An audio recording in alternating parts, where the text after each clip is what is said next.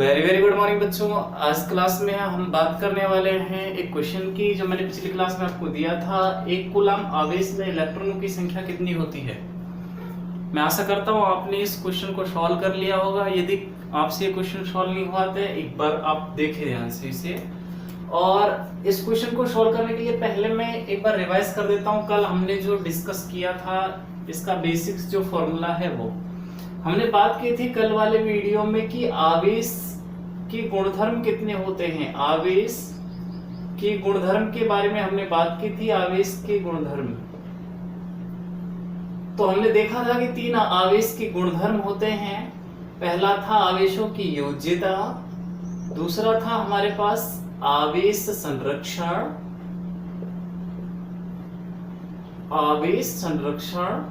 और तीसरा हमारे पास था आवेश का क्वांटम, आवेश का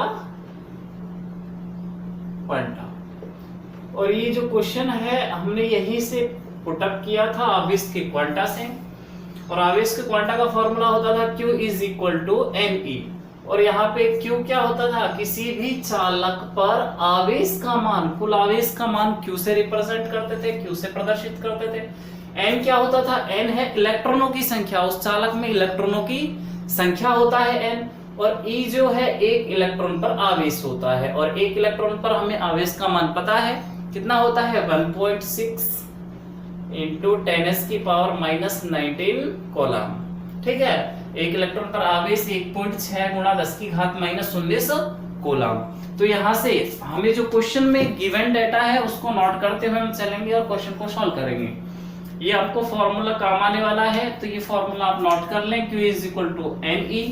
और जैसा मैंने आपको बता दिया था कि जो नोट्स हैं आपको डिस्क्रिप्शन में उनकी PDF मिल जाएगी। ठीक है, अभी अगर आपको शो नहीं हो रही है डिस्क्रिप्शन में PDF तो कुछ समय आप वेट कर सकते हैं, आपको PDF अवेलेबल करा दी जाएगी। ठीक है, हम क्वेश्चन को सॉल्व करने का प्रयास करते हैं। ध्यान दीजिए, हमें पहले क्वेश्चन को सॉल्व करने से पहले, किसी भी क्वेश्चन को सॉल्व करने से पहले उसका गिवन डेटा नोट करना है। जो क्वेश्चन में दिया हुआ है वो हमें नोट करना है पहले। तो हमें दिया क्या हुआ है, एक कूलम, कूलम किसका मात्रक है, आवेश का। तो मतलब हमारे पास Q दिया हुआ है, आवेश दिया हुआ है Q हमारे पास गिवन है 1 कूलम, एक कूलम दिया हुआ है। नेक्स्ट हमसे पूछा है इलेक्ट्रॉनों की संख्या, तो इलेक्ट्रॉनों की संख्या को किससे रिप्रेजेंट करते हैं, यहाँ पे N से। तो N का वैल्यू हमें फाइंड आउट करना है, ये तो बताना इलेक्ट्रॉनों की संख्या। अच्छा, नेक्स्ट एक इलेक्ट्रॉन पर आवेश हमें पता होता है कितना होता है, 1.6 गुणा 10⁻⁻19 कूलम। ठीक है, ये सारा डेटा जो है हमें काम आने वाला है इस क्वेश्चन को सॉल्व करने के लिए। तो आप ये गिवन डेटा आप जब भी न्यूमेरिकल सॉल्व करते हो किसी भी चीज का, तो ये गिवन डेटा जरूर से नोट करें। ठीक है, अब हमारे पास फॉर्मूला है Q is equal to NE। ठीक है, ये फॉर्मूला मैं यूज लेने वाला हूँ, जो भी वैल्यूज हैं वो पुट अप कर दिए देता हूँ। Q का वैल्यू 1 कूलम हमारे पास दिया हुआ है, N का वैल्यू कितना है, नहीं दिया हुआ है, यही तो निकालना है। तो N इलेक्ट्रॉन पर आवेश का मान 1.6 इंटू 10⁻⁻19 कूलम, ये होता है। अब हमें निकालना क्या है, हमारे पास हमें फाइंड आउट करना है N।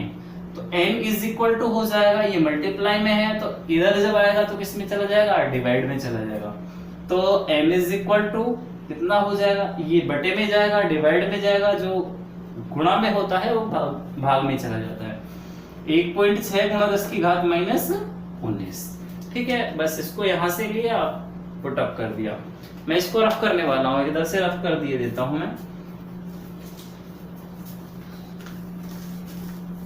ये रफ कर देते हैं।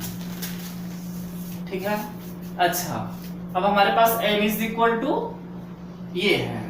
तो मैं करने क्या वाला हूं, इसको सॉल्व कर रहा हूं। ध्यान दीजिए, इस पॉइंट को हटा रहा हूं, इस पॉइंट को हटाएंगे तो कितना चला जाएगा ऊपर, 10। ठीक है, ये 10⁻⁻19 10⁻⁻19 ऊपर जाएगा तो प्लस का हो जाएगा, 10⁻+19 हो जाएगा। नीचे वाला ऊपर लेके जाओगे तो प्लस का हो जाएगा, ऊपर से नीचे लेके आओगे तो माइनस का हो जाएगा। चिन्ह चेंज हो जाते हैं ऊपर से नीचे आने पर। अच्छा, नीचे क्या बचा हुआ है, 16, चूंकि हमने पॉइंट हटा दिया है 10 लगा दिया था। अच्छा अभी मैं क्या कर रहा हूं, यहाँ पे ये 10 की घात 19 है, तो यहाँ से एक शून्य लेने वाला हूं, एक जीरो यहाँ से लिया, कितना हो गया 100। तो अब इसके पास जीरो कितने बचे, 10 की पावर 18, ठीक है, कितना हुआ 16। इसे कैंसिल आउट कर दिया देता हूं मैं, कैंसिल आउट कर रहे हैं हम इसे, 4 से इसको मैं कैंसिल कर रहा हूं, 4 चौके 16 और ये हो जाएगा 25 चौके 100। अब इसको n इज इक्वल टू हमारे पास आ गया 25 इंटू 10 की पावर 18/4, ठीक है। इसको मैं सॉल्व कर रहा हूं, फॉर 4 छीके 24, ठीक है, पॉइंट लगाया, कितना बचा 1, यहाँ पे 1 बचा हुआ है, नीचे नोट कर लेता हूं मैं 6, 4 छीके 24, कितना बचा हुआ है 1, पॉइंट लगाया 10, 4 दूनी 8, कितना बचा 2, ठीक है, पॉइंट लगा हुआ है 20 हो जाएगा, 4 पंजे 20। तो हमारे पास n का वैल्यू निकल के आया है, n is equal to 6.25 into 10 की पावर 18। अच्छा यहाँ पे ये ध्यान देने वाली बात है कि यहाँ पे कोई यूनिट हमें यूज नहीं लेना, कोई मात्रक यूज नहीं लेना। क्यों नहीं लेना, क्योंकि इलेक्ट्रॉनों की संख्या है, कोई भी संख्या जब होती है तो उसके आगे यूनिट नहीं लगता। जैसे मैं कहूँ आपसे 10 आम 10 केले, तो इसके आगे कोई यूनिट नहीं लगता। लेकिन जब हम वेट की बात करें, यदि 10 केजी, ठीक है, तो कोई भी फिजिकल क्वांटिटी जो होती है उसके आगे तो यूनिट लगता है, लेकिन क्वांटिटी जो है, नंबर किसी भी चीज का, उसके आगे क्या नहीं लगता है, यूनिट नहीं लगता है, ठीक है। एक बार ये क्वेश्चन आप देख लें, नोट कर लें, यदि किसी से सॉल्व नहीं हुआ तो एक बार ट्राई करें खुद सॉल्व करने की। मैं इसे रखता हूं।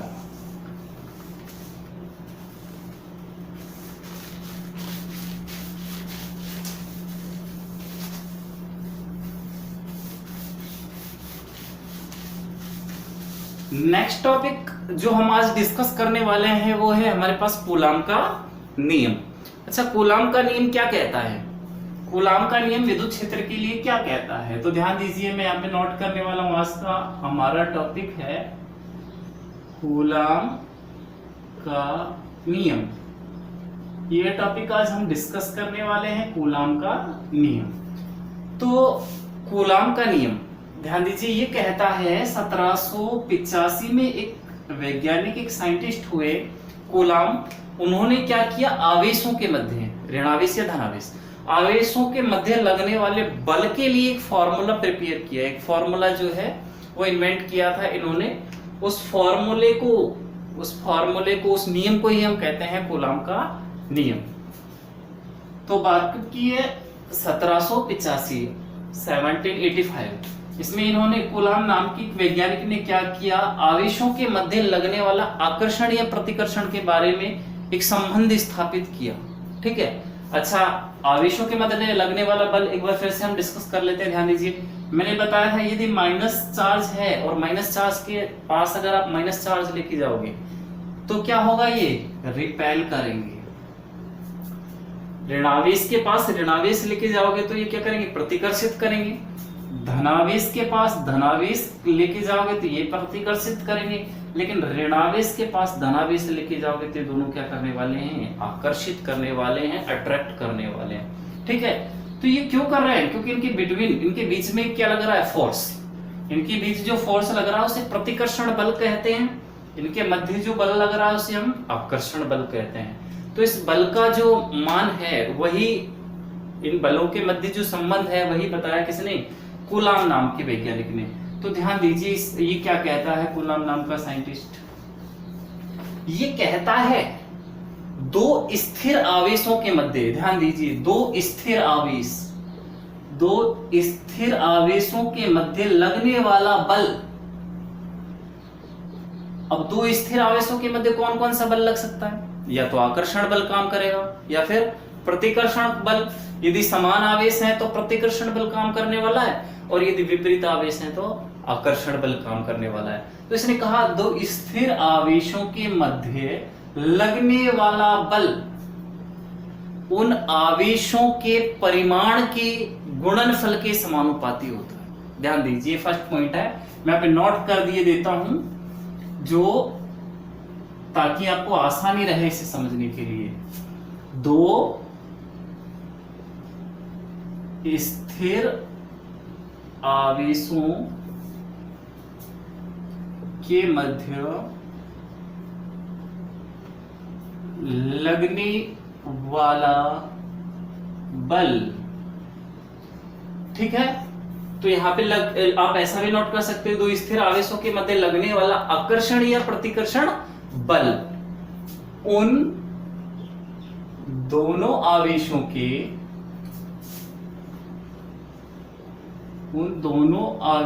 के परिमाण के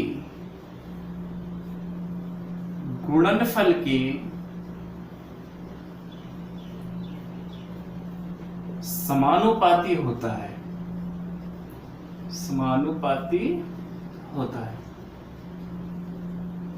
ठीक है। मान लीजिए हमारे पास दो आवेश हैं Q1 और Q2, ठीक है। अब हमें नहीं पता ये माइनस माइनस है प्लस माइनस है, कैसे भी हो सकते हैं। इनके मध्य जो बल लगेगा, यदि मैं कहूं ये माइनस है ये भी माइनस है तो प्रतिकर्षण बल लगने वाला है, ये प्लस है तो प्रतिकर्षण बल लगने वाला है, ये माइनस है ये प्लस है तो आकर्षण बल लगने वाला है। तो इन दोनों आवेशों के मध्य कितना बल लगेगा इसके बारे में बताया किसने, कूलाम ने। इसने कहा इन दोनों के मध्य लगने वाला बल F से दिखाते हैं, बल को F से रिप्रेजेंट करते हैं। ये जो है बल समानुपाती होगा किसके, इन दोनों के आवेशों के परिमाणों के, Q1 into Q2, ठीक है।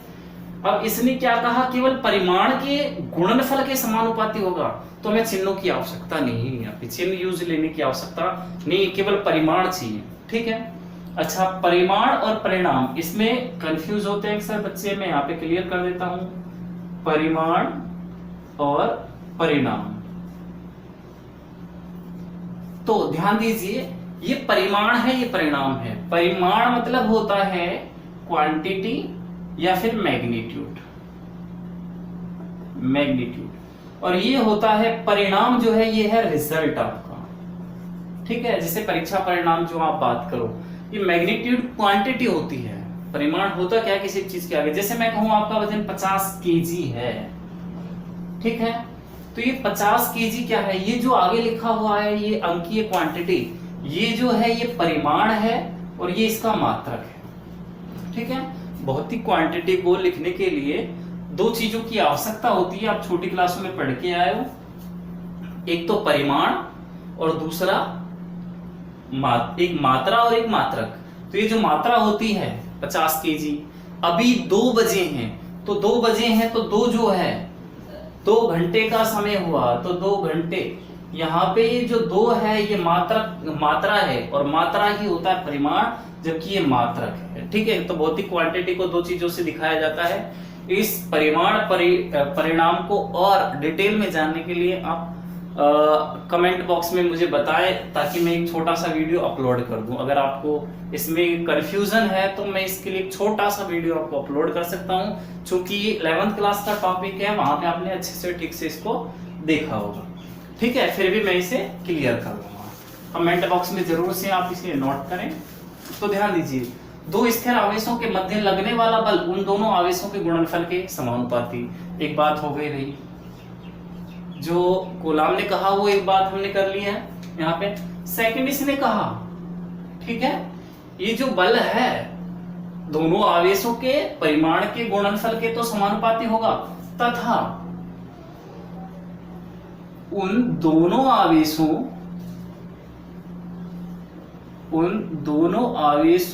के मध्य की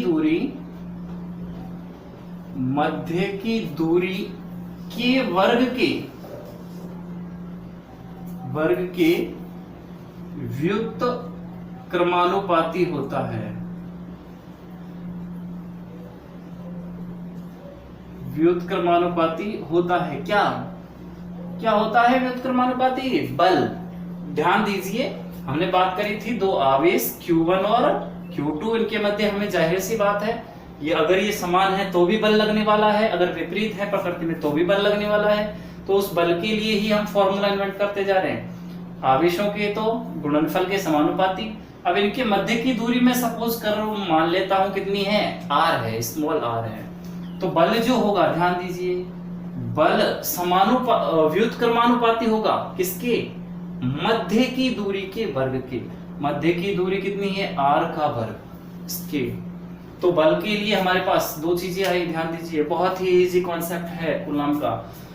1785 में कूलाम ने क्या कहा, दो स्थिर आवेशों के ध्यान दीजिए, स्थिर आवेशों के मध्य लगने वाला बल उन दोनों आवेशों के परिमाण के गुणनफल के समानुपाती, उन दोनों की मध्य की दूरी r के वर्ग के व्युत्क्रमानुपाती होता है। इसको मैंने डाल दिया समीकरण नंबर 2, ठीक है, इसको समीकरण नंबर 2 डाल दिया। क्या समीकरण 1 और 2 को मैं एक साथ नहीं लिख सकता?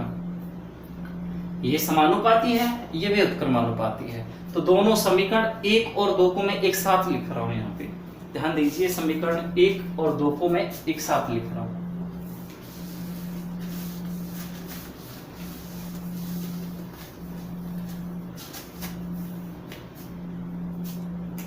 मैं यहां पे लिख सकता हूं F जो है इस डायरेक्टली प्रोपोर्शनल समानुपाती है Q1 इंटू Q2 और व्युत्क्रमानुपाती है R स्क्वायर के। एक साथ लिखा दोनों को, समीकरण 1 और समीकरण 2। देखिए F जो है वो समानुपाती है और यहाँ पे R स्क्वायर के व्युत्क्रमानुपाती है, ठीक है।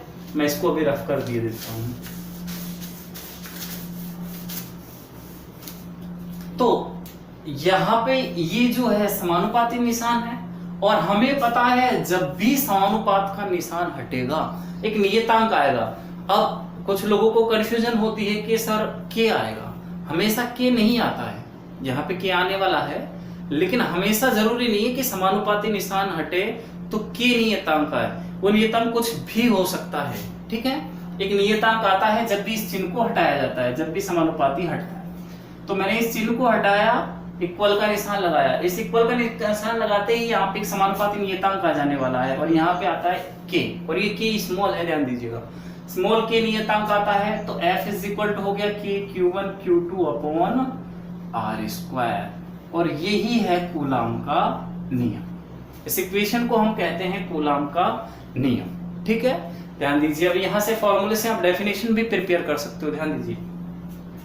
तो स्थिर आवेशों के मध्य लगने वाला बल F उन दोनों आवेशों के परिमाण के गुणनफल के समानुपाती, उन दोनों के मध्य की दूरी के वर्ग के व्युत्क्रमानुपाती होता है।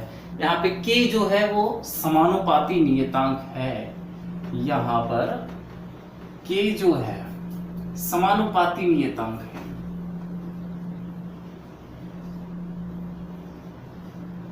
समानुपाती नियतांक है और k का एक फिक्स वैल्यू यहाँ पे होता है, k इज इक्वल टू होता है 9 गुणा 10 की घात 9 newton metre square upon coulomb square इसका मात्रक होता है। तो k का एक फिक्स वैल्यू है हमारे पास 9 इंटू 10 की power 9 newton metre square upon coulomb square. ये यहाँ पे k का वैल्यू होता है फिक्स। अच्छा, k का एक और फॉर्मूला हमारे पास होता है, k is equal to 1/4 pi epsilon nought, ठीक है। 1/4 पाई एप्सिलॉन नॉट बोलते हैं इसे। और ये एप्सिलॉन नॉट है क्या?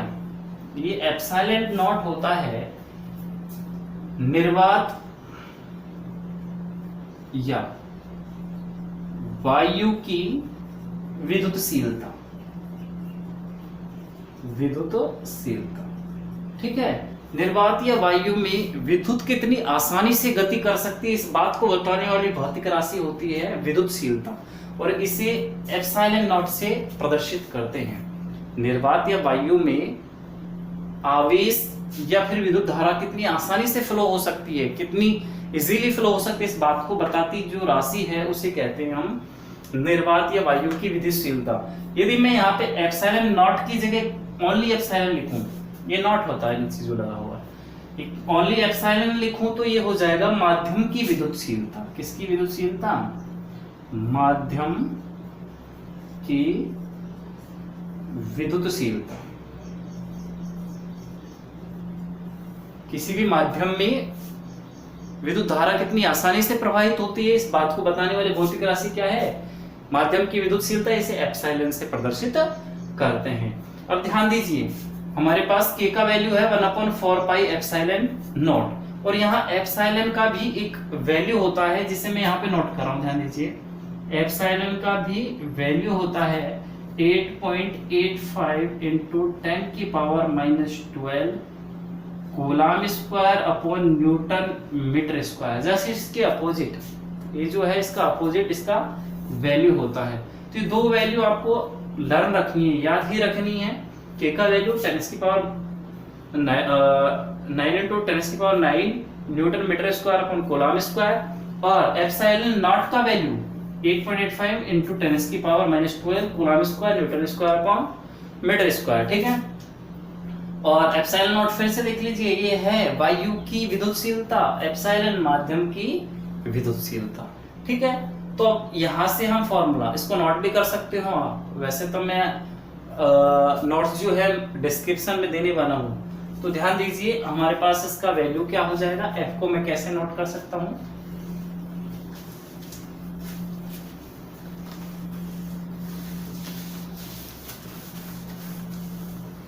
एफ को मैं ऐसे भी नोट कर सकता हूं। F इज इक्वल टू, के का वैल्यू होता था 1/4 epsilon not Q1 Q2 upon R square. तो कई जगह आपको ये ऐसे देखने को भी मिल सकता है। ठीक है, ये है F।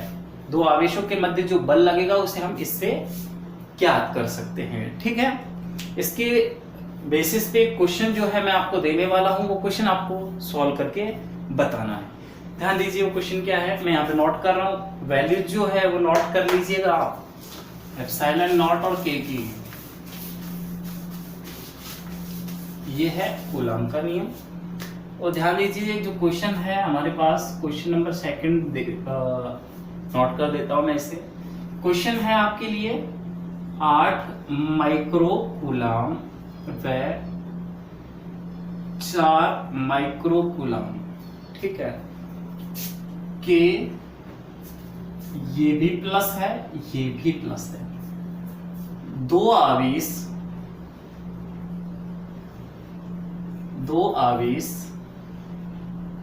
6 × 10⁻⁻6 मीटर की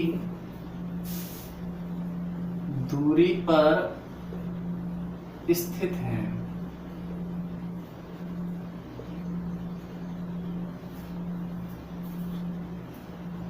इनके मध्य लगने वाले बल का परिमाण व प्रकृति बतानी है आपको, प्रकृति बताइए। ठीक है, ये आपके पास क्वेश्चन है। प्लस 8 माइक्रोकूलाम व प्लस 4 माइक्रोकूलाम के दो आवेश हैं जो 6 × 10⁻⁻6 मीटर की दूरी पर रखे हुए हैं। इनके मध्य आपको बल बताना है और बल की प्रकृति बतानी है। अच्छा, यहाँ पे मैं बता देता हूँ, इसको सॉल्व करने के लिए आपको थोड़ा सा हिंट दे देता हूँ कि जो प्लस 8 माइक्रोकूलाम है इसको आपको कूलाम में चेंज करना है। तो कूलाम में चेंज करने के लिए कितना हो जाएगा, माइक्रो मीन्स होता है 10⁻⁻6। ठीक है, तो ये माइक्रो जहां पे बना हो उसका मतलब है 10⁻⁻6। ये चेंज करना है आपको। बाकी आप सॉल्व करके मुझे बताइएगा। धन्यवाद।